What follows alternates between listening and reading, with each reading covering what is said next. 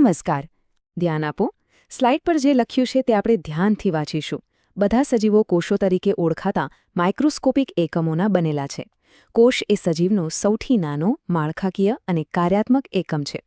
આનો અર્થ એ થયો કે દરેક સજીવનું મૂળ કોષ છે. આગળ, દરેક કોષ પોષણ, પરિવહન, ઉત્સર્જન અને પ્રજનન જેવા કાર્યો કરે છે. આ બધી જ જૈવિક ક્રિયાઓ છે. અને સૌથી મહત્વની વાત, આ કાર્યો કરવા માટે કોષને શક્તિની જરૂર પડે છે. આ શક્તિ વગર કોઈ પણ કાર્ય શક્ય નથી. તો આ શક્તિ ક્યાંથી આવે છે? તેનો જવાબ છે કોષીય શ્વસન. ચાલો વ્યાખ્યા જોઈએ. કોષીય શ્વસન કોષમાં ખોરાકના કણોને તોડીને શક્તિ મુક્ત કરવાની પ્રક્રિયા. યાદ રાખજો, આ પ્રક્રિયા ખોરાકમાંથી શક્તિ છૂટી પાડે છે. અને આ ક્યાં થાય છે? કોષીય શ્વસન તમામ સજીવોના કોષોમાં થાય છે. આ સાર્વત્રિક પ્રક્રિયા છે. હવે આપણે વિભાગ 2 પર આગળ વધીએ છીએ. કોષીય શ્વસન અને તેમાંથી શક્તિ કેવી રીતે મુક્ત થાય છે. આમાં આપણે શ્વસનના મુખ્ય પ્રકારોનો અભ્યાસ કરીશું. પહેલો પ્રકાર છે જારક શ્વસન. ધ્યાનથી સમજો. જારક શ્વસન કોષમાં ખોરાક, ગ્લુકોઝ, ઓક્સિજનનો ઉપયોગ કરીને કાર્બન ડાયોક્સાઇડ અને પાણીમાં તૂટે છે. તેને જારક શ્વસન કહેવાય છે. અહીં મુખ્ય શબ્દ છે ઓક્સિજનનો ઉપયોગ. તેનું રાસાયણિક સમીકરણ આ પ્રમાણે છે: ગ્લુકોઝ કૌંસમાં ઓક્સિજનની હાજરીમાં બરાબર કાર્બન ડાયોક્સાઇડ વત્તા પાણી વત્તા શક્તિ. આ સમીકરણ ખૂબ મહત્વનું છે. હવે બીજો પ્રકાર જોઈએ, જે છે અજારક શ્વસન. અજારક શ્વસન ખોરાક ઓક્સિજનનો ઉપયોગ કર્યા વિના પણ તૂટી શકે છે. આને અજારક શ્વસન કહેવાય છે. અહીં મુખ્ય મુદ્દો છે ઓક્સિજનનો ઉપયોગ કર્યા વિના. તેનું સમીકરણ જુઓ: ગ્લુકોઝ ઓક્સિજનની ગેરહાજરીમાં, alcohol plus carbon dioxide plus શક્તિ. અને આનું ઉદાહરણ યીસ્ટ એ એકકોષીય સજીવો છે જે આ પ્રક્રિયા કરે છે. આથી જ આથવળની ક્રિયામાં તેનો ઉપયોગ થાય છે. ચાલો હવે આ બંને વચ્ચેનો તફાવત સ્પષ્ટ રીતે સમજીએ.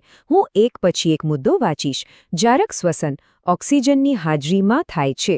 ખોરાકનું સંપૂર્ણ વિઘટન, અંતિમ ઉત્પાદનો CO2 અને પાણી છે. અને સૌથી મહત્વનું, મોટા પ્રમાણમાં શક્તિ ઉત્પન્ન થાય છે. હવે અજારક શ્વસન ઓક્સિજનની ગેરહાજરીમાં થાય છે. ખોરાકનું આંશિક વિઘટન, અંતિમ ઉત્પાદનો આલ્કોહોલ અને CO2 છે. અને છેલ્લે ઓછી શક્તિ ઉત્પન્ન થાય છે.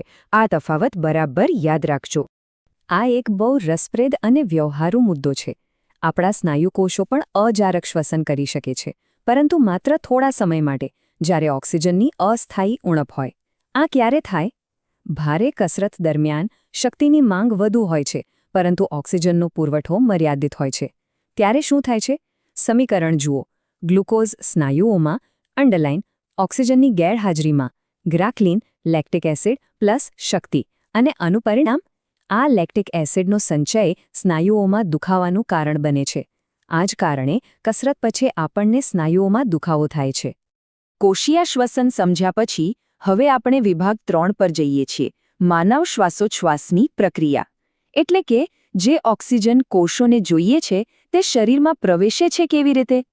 સૌપ્રથમ શ્વાસોચ્છ્વાસની વ્યાખ્યા.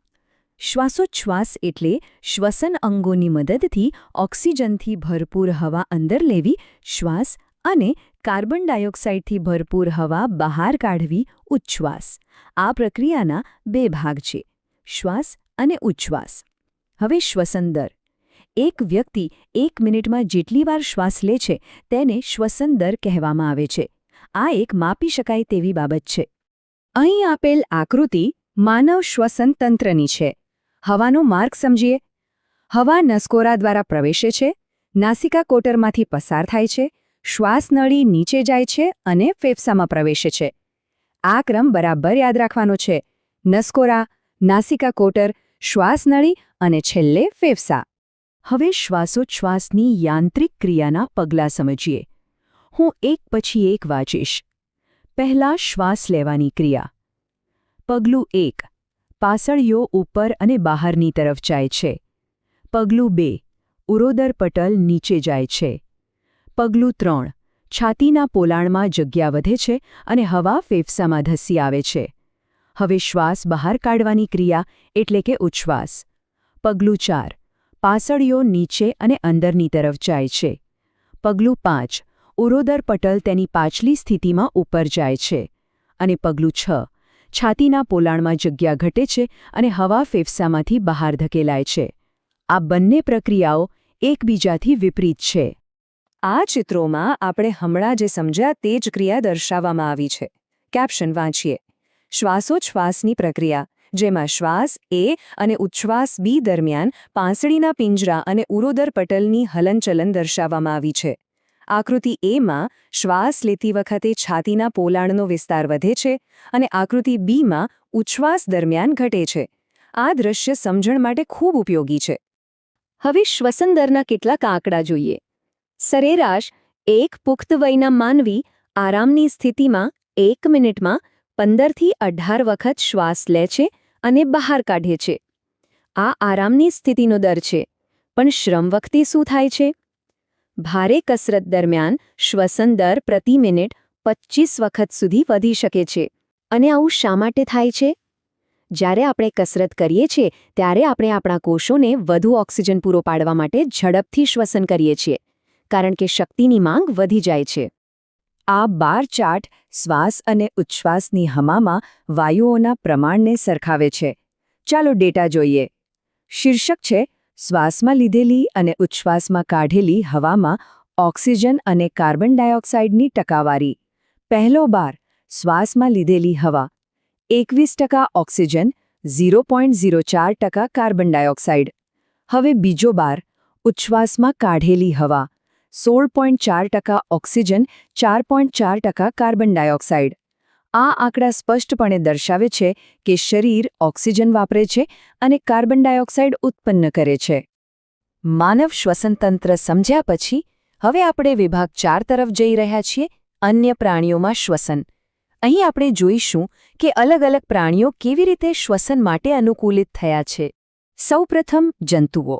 વંદા જેવા જંતુઓમાં ગેસના વિનિમય માટે શ્વાસન નળીઓ નામની હવા નળીઓનું નેટવર્ક હોય છે. યાદ રાખજો, તેમનામાં શ્વાસન નળીઓ હોય છે, ફેફસા નહીં. હવા ક્યાંથી પ્રવેશે છે? ઓક્સિજનથી ભરપૂર હવા શરીરની બાજુઓ પર આવેલા શ્વસન છિદ્રો નામના નાના છિદ્રો દ્વારા શ્વાસ નળીમાં ધસી આવે છે અને શરીરના પેશીઓમાં ફેલાય છે. એટલે કે હવા સીધી પેશીઓ સુધી પહોંચે છે. આ આકૃતિમાં જંતુની શ્વાસનળી પ્રણાલી દર્શાવવામાં આવી છે. તમે જોઈ શકો છો કે કેવી રીતે શ્વાસનળીઓનું જાળું સમગ્ર શરીરમાં ફેલાયેલું છે, જેથી ગેસ વિનિમય અસરકારક રીતે થઈ શકે. હવે અન્ય પ્રાણીઓ જોઈએ. પહેલું અળસિયા. અળસિયા તેમની ચામડી દ્વારા શ્વાસ લે છે. અળસિયાની ચામડી ભીની અને ચીકણી લાગે છે, જે વાયુઓના સરળ પસાર થવામાં સુવિધા આપે છે. તેથી તેમની ભીની ચામડી શ્વસન અંગ તરીકે કામ કરે છે. બીજું માછલી. માછલી ઝાલર દ્વારા શ્વાસ લે છે. ઝાલર એ ચામડીના પ્રક્ષેપણો છે, જે પાણી સાથે વાયુઓના વિનિમય માટે રક્તવાહિનીઓથી સારી રીતે સજ્જ હોય છે. આ પાણીમાં શ્વસન માટેનું અનુકૂલન છે. અને હવે આપણા આજના સેશનનો અંતિમ વિભાગ, વિભાગ 5. શું વનસ્પતિઓ પણ શ્વાસ લે છે? આ એક સામાન્ય પણ મહત્વનો પ્રશ્ન છે. તો જવાબ છે હા. અન્ય જીવંત સજીવોની જેમ વનસ્પતિઓ પણ તેમના અસ્તિત્વ માટે શ્વસન કરે છે. આ પ્રક્રિયા પ્રાણીઓ જેવી જ છે. તેઓ હવામાંથી ઓક્સિજન લે છે અને કાર્બન ડાયોક્સાઇડ બહાર કાઢે છે. અહીં પ્રકાશ સંશ્લેષણ સાથે ગૂંચવણ ન થવી જોઈએ. શ્વસનમાં ઓક્સિજન લેવાય છે. અને આ કેવી રીતે થાય છે? વનસ્પતિના પાંદડાઓમાં વાયુરંધ્રો નામના નાના છિદ્રો વાયુ વિનિમય માટે પરવાનગી આપે છે. આ આકૃતિ વનસ્પતિમાં શ્વસનના 2 મુખ્ય સ્થાનો દર્શાવે છે. એક પાંદડાની સપાટી પર વાયુરંધ્રો અને બીજું મૂળના કોષોની આસપાસની હવાઈ જગ્યાઓ, જે જમીનમાંથી હવા લઈને શ્વસન કરે છે. આ બતાવે છે કે વનસ્પતિના મૂળને પણ શ્વસન માટે હવાની જરૂર હોય છે. ચાલો આખા પ્રકરણના મુખ્ય મુદ્દાઓનું ઝડપથી પુનરાવર્તન કરી લઈએ. પહેલો મુદ્દો, શ્વસન અસ્તિત્વ માટે જરૂરી છે કારણ કે તે ખોરાકમાંથી શક્તિ પૂરી પાડે છે. બીજો, જારક શ્વસન ઓક્સિજનનો ઉપયોગ કરે છે, અજારક શ્વસન નથી કરતું. ત્રીજો, શ્વાસોશ્વાસમાં શ્વાસ અને ઉચ્છ્વાસનો સમાવેશ થાય છે. ચોથો, શ્વસન દર શરીરની શક્તિની જરૂરિયાતોના આધારે બદલાય છે. પાંચમો, જુદા જુદા પ્રાણીઓએ શ્વાસ લેવા માટે વિવિધ રચનાઓ વિકસાવી છે, જેમ કે ઝાલર, શ્વાસ નળીઓ અને ચામડી. અને છઠ્ઠો મુદ્દો, વનસ્પતિઓ પાંદડામાં વાયુરંધ્રો દ્વારા અને તેમના મૂળ દ્વારા શ્વસન કરે છે.